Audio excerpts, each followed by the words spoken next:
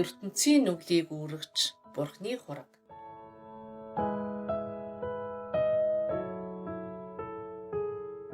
Тавдугаар бүлэг. Зүрх сэтгэлдээ Есүсийн цусыг нял.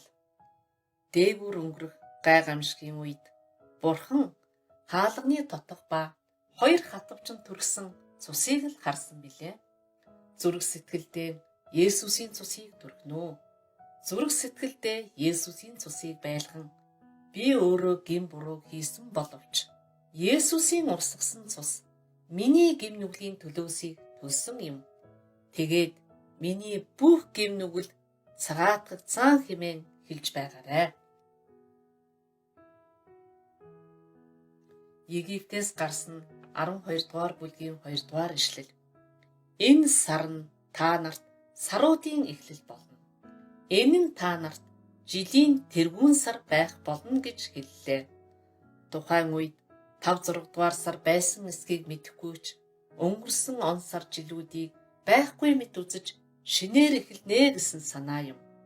Бид шинжлэгднэ гэсэн утга, амьдрал өөрчлөгднө гэсэн үг.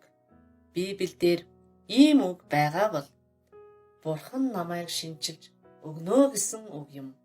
Шинэ амьдралыг надад өгөхдөө, намайг өөр хүн болгохдөө Библи миний сэтгэлийг догтуулжээ.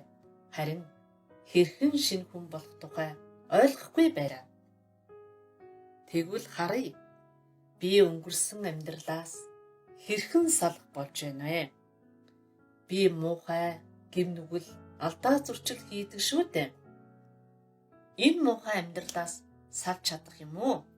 Египтээс гарсан номын 12 дугаар бүлэгт Эзэн Бурхан 14-ний өдрийн шөнө Египт орон даяар явж Египтийн нутаг дахь уугнуудыг хүн мал гэж ялгалгүй бүгдийг цохиж Египтийн бүх бурхтад ял шийтгэл буулгана гэж хэлэв.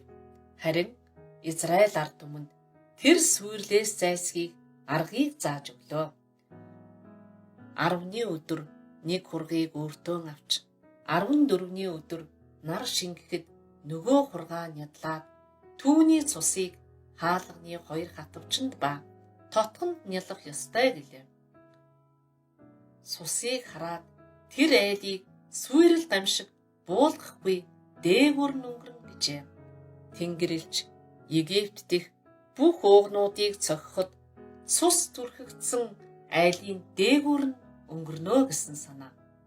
Цус нялсан айлаас үхлийн сүрлийн гамшиг өнгөрөөд явнаа гэсэн үг. Би тэр үеийн жирийн нэг айлын уугнана гэж бодъё. 14 болж ингэж бодов. Өнөө орой Тэнгэрлэгч намайг цохихоор эрхэн тодорхой. Манай гэрийн хаалганы тотгонд ба хоёр хатвчинд хурганы цусыг нялсан боловч Тэнгэрлэгч харахгүй бол яах болж байна вэ? Ер нь бушуухан гарч илүү сайн харагдгаар хатвчинд болон тотгонд цусыг зузаан түрхвэл санаа амрах юм байна. Хаалганы бариуланд цус пад унахаар түрхэндээ гайгүй. Гэхдээ ингэж түрхлээгээд би амьд гарах болов уу? Надад зөндөө гим нүгэл байгаа. Бурхан миний гим нүглийг мэддэг шүү дээ. Өнөөдөр шөнө Тэнгэрлэгч намайг цохвол яах вэ? Эдгээр адармаатай бодлууд нь Бурханы үгийг булингартуулдаг билээ. Олон хүмүүс сүм цуглаанд явдаг, Библи уншдаг, гэвч муу сүнс тэдний бодол санаан дотор 9 янзын бодлыг бодогдуулж Библийн үгнээс илүүтэйгээр өөрийнх нь бодлыг сэтгэлд нь тээлгэж амьдруулдаг гэжээ. Тэрээр Библийг уншдаг мөртлөө ингэж биелэхгүй гэсэн эргэлзээ төрдөг.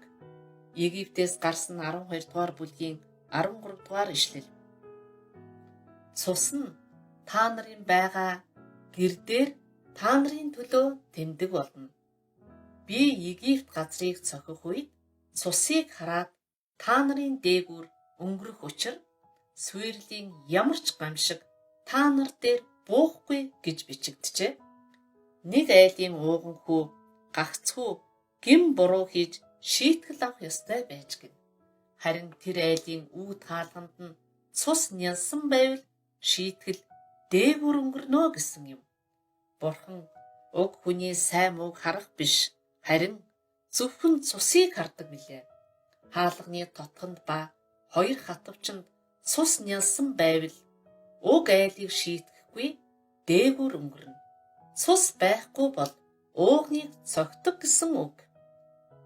Бид өөрийн санаа бодлыг бүгдийг нь хайж эргэл зээгүүгээр Бурхны үгэнд итгэхэд Тэнгэр элч намайг цохоор ирчгээд цус хараад дээгүүр өнгөрөөд явчих юм байна гэсэн дүгнэлтэнд хүрнэ.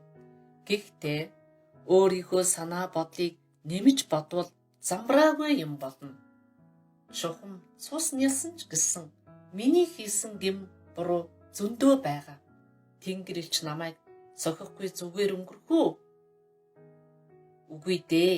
Над чиг муухай гэмтэй хүнийг гарцаагүй цохино. Тэгвэл гэрт байснаас илүү боодолтой сүрлийн дор очиж нуугдсан аюулгүй юм биш үү? Тийм санаа бодолтой боодолтой сүрэл дор нуугдвал тэр өдрөө үхнэ гэсэн санаа. Цус нялгдсан гэрт байснаар л амьдрна. Бидний нүдэнд ямар байх нь хамаагүй. Бурхны үгийн дагуу л болно. Есүс бидний төлөө амь насаа алдаж бидний нүглийг цагаатгаж өгсөн юм. Хаалганы хатвчнд буюу тотгонд цус нялах ёстой гэдэг нь сэтгэлийн хаалганд цус нялах ёстой гэсэн санаа. Есүсийн загалмай дурсгасан цус бидний зүрх сэтгэлд нялгдсан байх хэрэгтэй. Тухайлбал Есүс миний төлөө цус урсгасан. Энэхүү цусаар миний бүх гэм нүглийн төлөөс төлөгдсөн билээ. Миний авах ёстой шийтгэлийг бүгдийг нь Есүс өөртөө авсан. Миний гэм нүгэл цагаатгагдаж би цэвэр болж зөвхт болсон гэж итгэх ёстой.